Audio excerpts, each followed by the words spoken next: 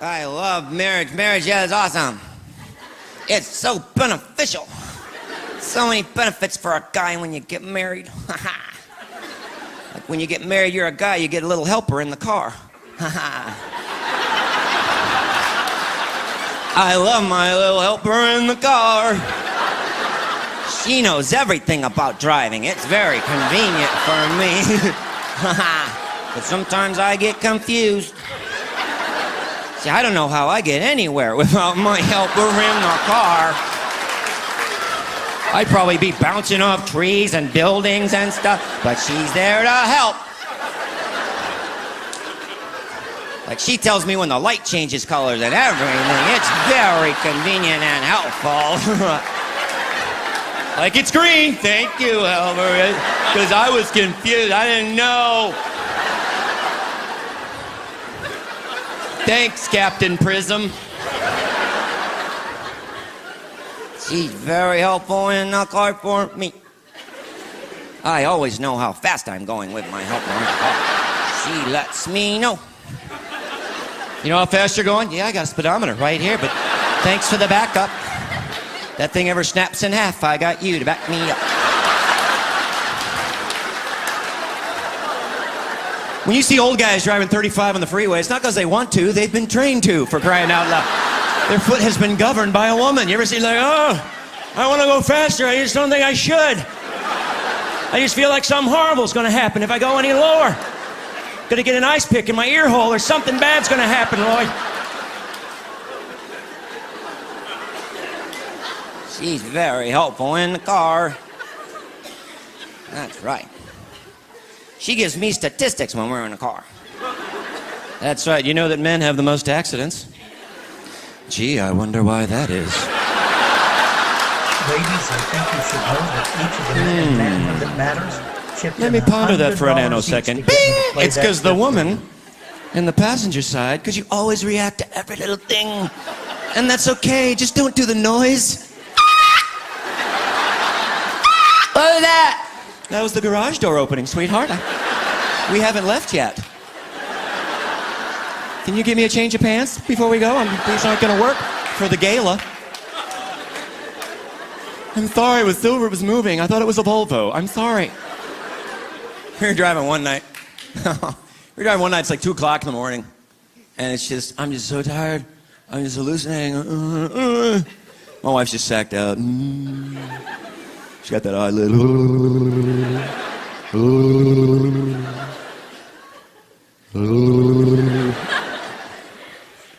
And we hit a bump. 2 o'clock in the morning. She goes,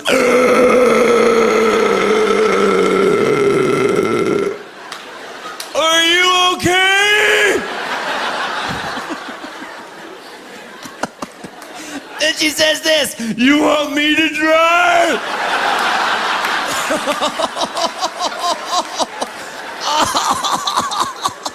Oh, what would Jesus do? I don't think so. Oh. Ladies, I want you to know that all the men and manhood that matters chipped in $100 each to pay me to pay that clip. Of course I'm kidding. In fact, I'm going to make a little bit of confession to you. I actually don't really like that clip. There's another song I played for the men at the first coaching session called the Man Song, and it's similar to this in its content, and don't like that one either. Now, being honest, it's not that I dislike them. I understand that it's just a light-hearted poking fun at the relationship of husbands and wives, but here's the problem I have with it. Because that happens a lot nowadays with comedians and things. But you see, we live in a culture where there's great conflict between male and female. There's a big gender issue in our culture, wouldn't you agree? And almost bordering on warfare between men and women. Now, there's always been issues between male and female throughout history, but we've taken it, I think, to a new level. And the Bible places a very high value on the gender issue, starting right from the first page of creation. He talks about the gender issue. I know it's a bold statement, but I think we could trace every major issue in our culture back to the gender issue. Now, there's a foundation for this because in the very nature of male and female, would you not agree that we are basically opposite? You know, we all know about opposites, right? That's where we get into trouble because what does opposite do? We all know. Right. Opposites attack. And, you know, the very definition of opposites comes right out of the Bible. Because when he first created Adam and he said, it's not good that man should be alone, God said, let us make him a helper suitable for him. And the Hebrew word that's translated suitable actually means opposite. So he designed and created male and female as opposites, right? That's where it comes from. Now, do you understand that, and I think you would agree with this, that all relationships have conflict? Whether it's husband-wife, parent-child, boss-employee, even pastor-congregation, all relationships have conflict. But here's what I want you to understand about conflict according to God's design, and that is that conflict is actually healthy. You see, God designed this conflict intentionally. This kind of healthy conflict I'm talking about is the kind of conflict that comes out of personality differences.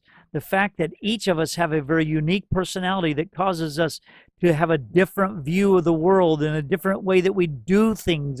And yes, it really does attract us to each other, but it also creates this conflict.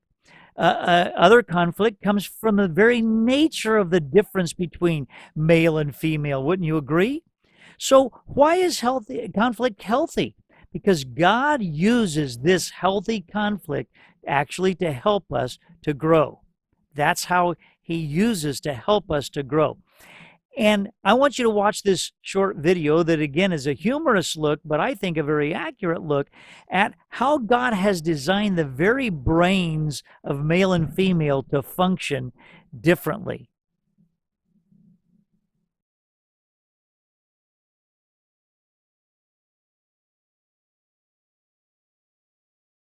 Well, you fill in the blanks. Okay, so now we're going to start discussing men's brains, women's brains, and how they're very different from each other. Now, I want to start with men's brains. All right, now men's brains are very unique. Men's brains are made up of little boxes. And we have a box for everything. We've got a box for the car. We've got a box for the money. We've got a box for the job. We've got a box for you. We've got a box for the kids. We've got a box for your mother somewhere in the basement. We got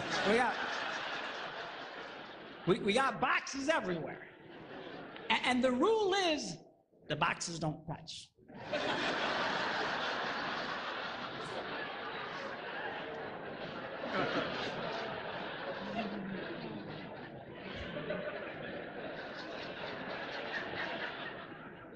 When a man discusses a particular subject, we go to that particular box, we pull that box out, we open the box, we discuss only what is in that box. All right?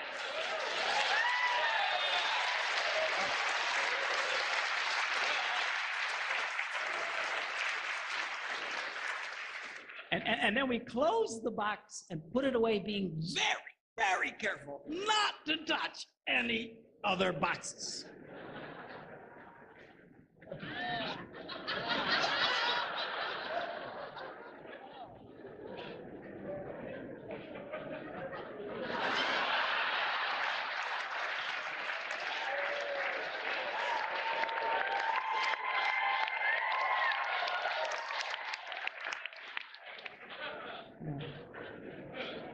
Sorry, my Catholic upbringing got in there for a minute, but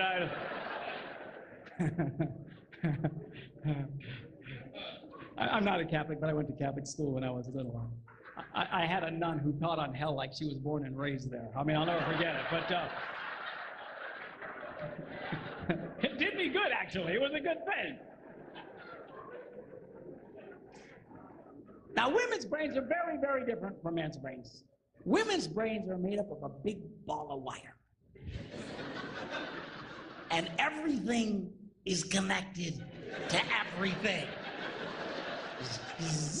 The money's connected to the car, and the car's connected to your job, and your kids are connected to your mother, and everything's connected to everything. And it's like...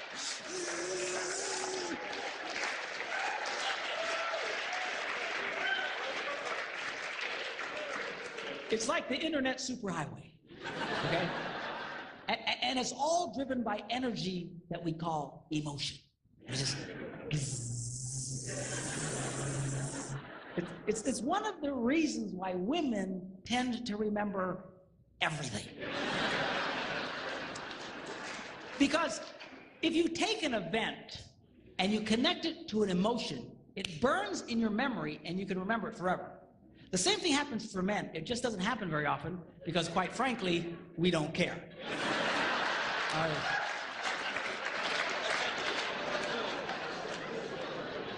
Women tend to care about everything.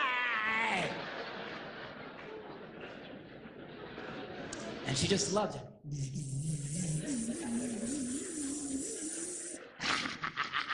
Okay?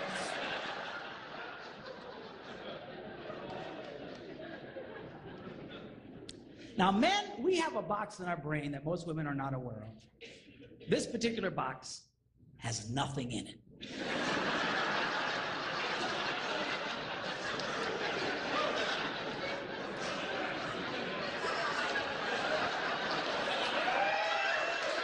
It's true. It's true. In fact, we call it the nothing box. And of all the boxes a man has in his brain, the nothing box is our favorite box.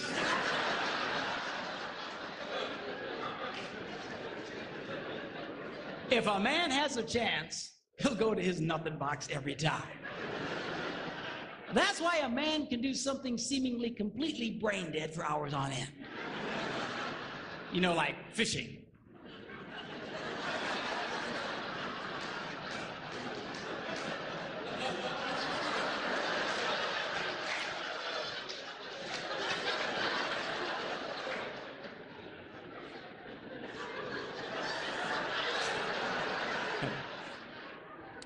And we love it. That's why a guy can sit in front of a TV and go.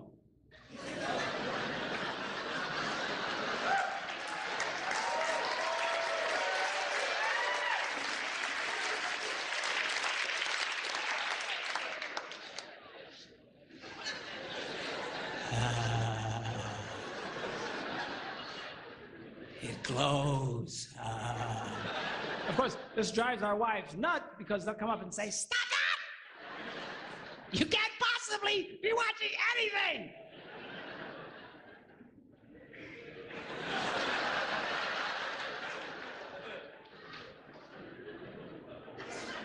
I'm not.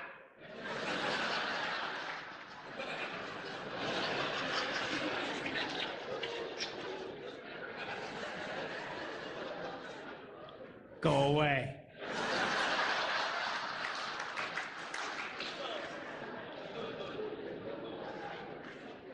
Now, they've actually measured this. The University of Pennsylvania a couple of years ago did a study and discovered that men have the ability to think about absolutely nothing and still breathe. You know, they connected all the wires and stuff like that and watched the brain activity, then all of a sudden, I think he's dead. Huh? You know, women can't do it. They can't do it. Their minds never stop. And they don't understand the nothing box. And it drives them crazy. Because nothing drives a woman more crazy or makes her feel more irritated than to witness a man doing nothing.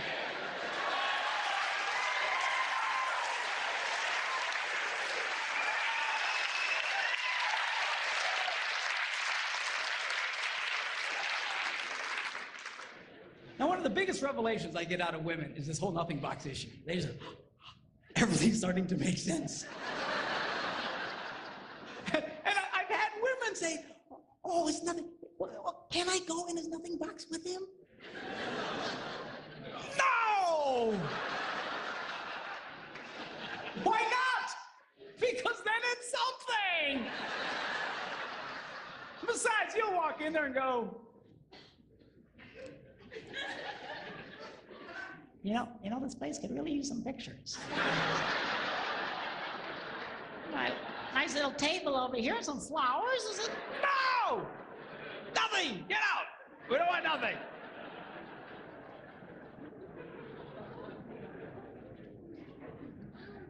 Now, this handles the way men and women handle stress. Okay? When a man is stressed out, all he wants to do is run to his nothing box. This is how we unwind. The last thing we want to do when we're stressed out is talk about it.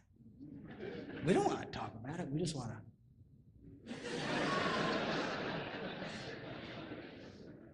Of course, it just drives her nuts, you know. A woman will see a man in that vegetative state, and she'll come up and go,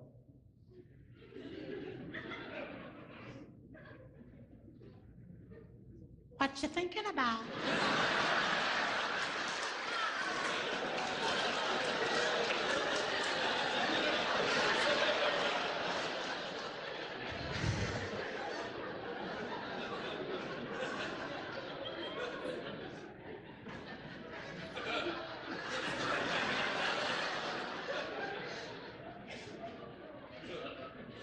Nothing. We gotta be thinking about something. No, I was thinking about nothing. In fact, I was on a roll till you showed up. Go away, all right? Because that's how he handles stress. He just. Now, when a woman is stressed out, she has to talk about it. If she doesn't talk about it, her brain will literally explode. So she'll start just, I don't know, might have something to do with this. No, I'm gonna have to do that. You know, I never thought about this. My brother over here said to me, and I know men who run from their wives when they do this. They do. I say, well, why do you run from her? He says, because I don't know what to tell her. I said, dear God, man, who told you to tell her anything? She wants you to tell her anything. See, a lot of guys, they feel obligated when you start explaining all your stress, they feel obligated to fix you, right? Because that's what a man does. A man only tells his troubles to another man in hopes that that man will help fix it, okay? But she's not a man. And you try and fix her, she's gonna kill you. All right? She doesn't want your advice. She doesn't want your help. She wants you to shut up and listen. And a couple of ladies, that's right, you tell him. Tell him to shut up. They like that. Now, I had one guy tell me, he said, man, if she just tell me how she feels. I said, she doesn't know yet. This is what it means. That's how she figures out how she feels by connecting this wire to that wire, this wire, and so. Now, because they love each other, they offer to each other their answer, their solution. A man senses his wife is stressed out. He loves the girl. He offers to the girl his best and finest solution. Or just quit talking about it.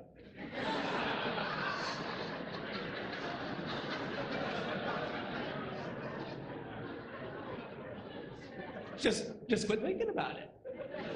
Yeah.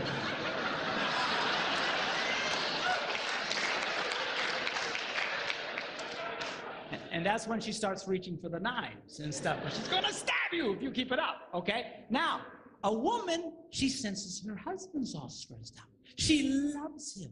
Therefore, she offers to him her best and finest solution. Talk to me.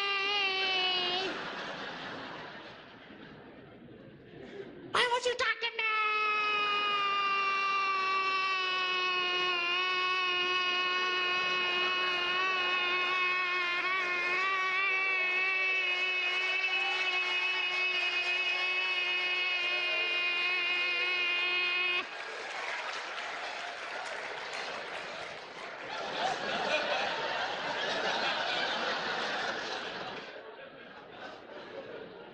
Go away.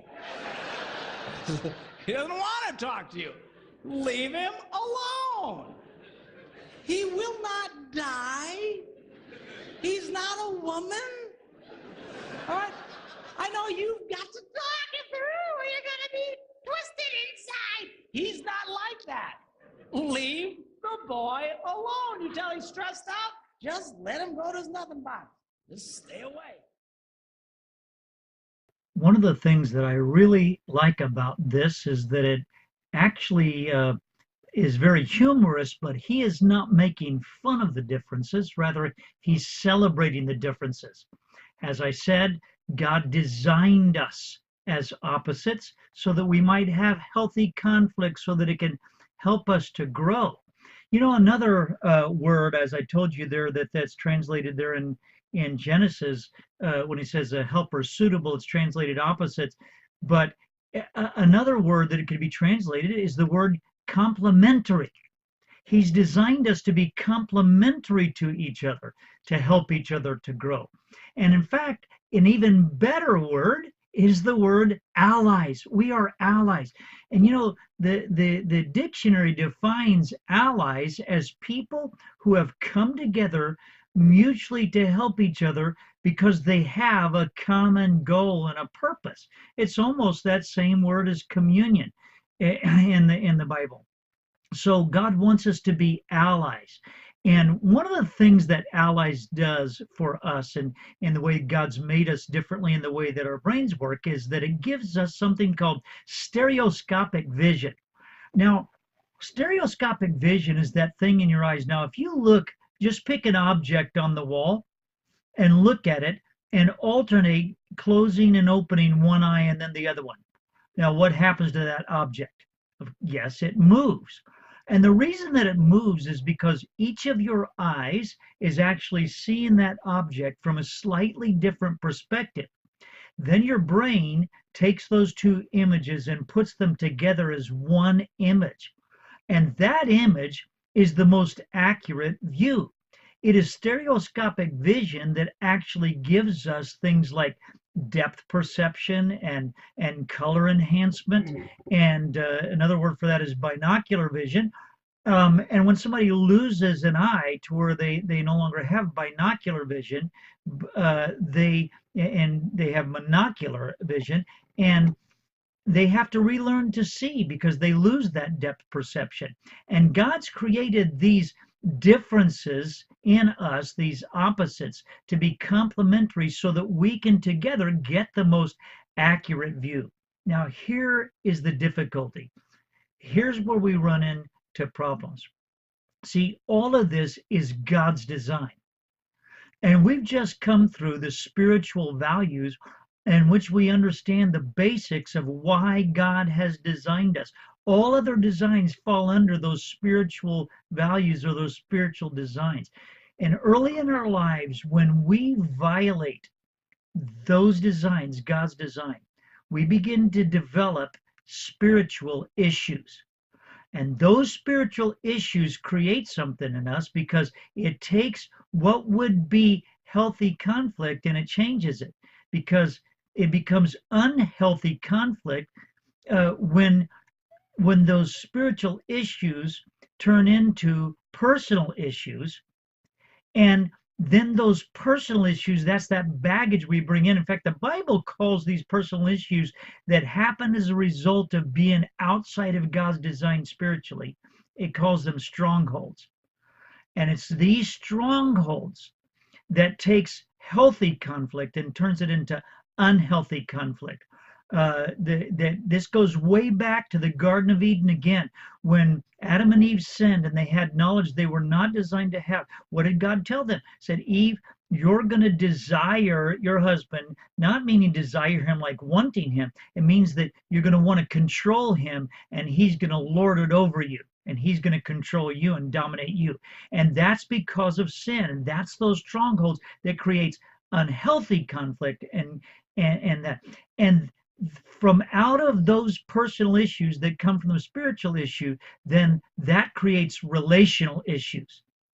And it's the relational issues that comes out of this unhealthy conflict. And that's why relationships of all kinds are in trouble, because the relational issues then takes that allies and turns it into adversaries.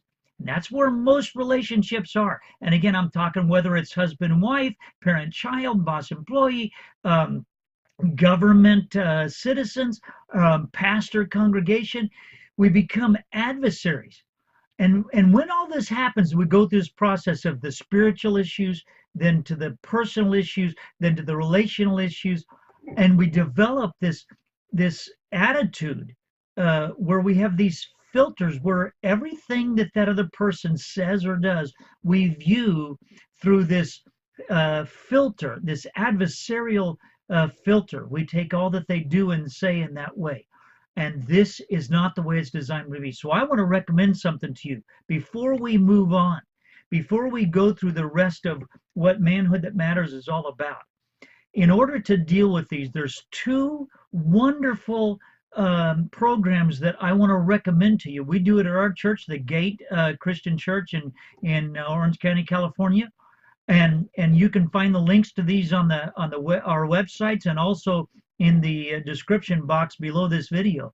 And the first one is, if you want to really find healing from the personal issues, these strongholds that come out of violation of God's design, then it's called Healing Steps. Now, my Pastor David Bardowell wrote a book called Healing Steps. This is very different than probably any kind of a recovery thing that you've seen before, because this is about identifying who God is and who you are, and seeing what happened as a result of violating those things God's designed, and it helps you to come back into healing in that area. The second one is because we have those relational issues that has caused us to be adversaries. We need to re-identify and understand who we are, what we're designed for, what our purpose is about, so that we can have, remember I talked about allies, or when we have those common goals and purpose. You can't do that if you don't understand your design. So something called Identity and Destiny, and it's a nationwide program. You're going to find links to it, find out what that is, and get involved in that. These two things, I think, can really help you in dealing with that. Think about that scenario again. It goes from spiritual issues to personal issues to relational issues, and we want to deal with those. Now, here's the thing. There's one other thing that even if you get these things taken care of, it's going to be very difficult for you to go back to having healthy conflict and being on the same page, because there's one other thing that causes the most unhealthy conflict of all, and that is when we have different values. You see, our value system is what determines our behavior. And, where did you get your value system from? You primarily got it from your parents, and then, of course, through school and friendships and TV. Over time, over our lives, our values are tweaked. And you remember when you sat down that time and you thought out and decided what your values were? Yeah, me either. You probably didn't. They evolve throughout our lives. And most people don't even know what their values are. But our values determine what we do. Now, here's the thing. One of the most detrimental things you'll ever do is to violate your own values, even if it's a wrong value. What needs to happen is to get the right value. And what happens in relationships of any kind is that if you have different values, there is no basis for which to have unity. Because now psychology and even a lot of Christian teaching teaches us that the way you resolve this kind of conflict is through compromise. But what that really means is that somebody is going to yield their value to somebody else, whoever has the stronger dominant value at that point, and somebody's going to violate their own values, and that's not healthy. What we need to do is learn once again what the Bible says. Here is a healthy relationship. Paul said, "Make my joy complete by being of the same mind, maintaining the same love, united in spirit, intent on one purpose. The only way that can be true is if we have the same values. And the only way we can have the same values, and when I say the same values, I'm talking about having that same mind, the same spirit, the same love, the same purpose. That's the same values. The only way that we can get that in a healthy way is becoming allies again. This is what the 10 months of Manhood That Matters is about. This is what we're going to do. This is the only way we can do it, is when we come to the place. It's about unifying our values by making sure that our values are in complete harmony with God's values. Then it's not about compromising or yielding your values to whether it's your spouse or your boss or anybody in relationship. It's about being unified in God's values and God's design. So what we're going to be doing in Manhood That Matters over this 10-month time is we're going to be looking at our value system and God's design so that they'd be in harmony. Living That Matters is a paradigm of God's design for the universe. That's where we're going to find unity. And what we want to do is, over the course of 10 months, we're going to be looking at 15 values in 5 value categories, which are spiritually, relationally, parentally, sexually, and financially. These are the 5 areas where we're going to unify our value system by understanding God's design. And what we're going to do is we're going to look at the top 3 designs in each of these 5 categories. So over 10 months, we're going to be taking 2 months each of these 5 categories, in which you're going to go through together with your family, with your church, with whoever it is, but especially families, to go through this and unify your value system in God's design. Now, the next thing that we're going to do is we're going to learn how to document that. And this is what the first month you'll be looking at of each of those 5 categories. The first month you'll be looking at the design, looking at those 3 designs. And the second month, we're going to learn how to document those values in a tangible way that can be passed down to the next generation. And so we're going to learn today about the My Family Values Generations Legacy Binder. Now, watch this brief video that's going to explain to you what this binder is about. Hi, I'm Pastor Sam Lewis, and I'm here to talk with you about the My Family Values Generations Legacy Binder. That's a big title for a binder, but it has big concepts. Now, the Legacy Binder is a tool with 3 primary purposes, and I want to share those purposes with you here, and then later you can go to the Generations page and you'll find videos with detailed instructions on how to use the Legacy Binder for each of those purposes. So here they are, the purposes of the My Family Values Generations Legacy Binder.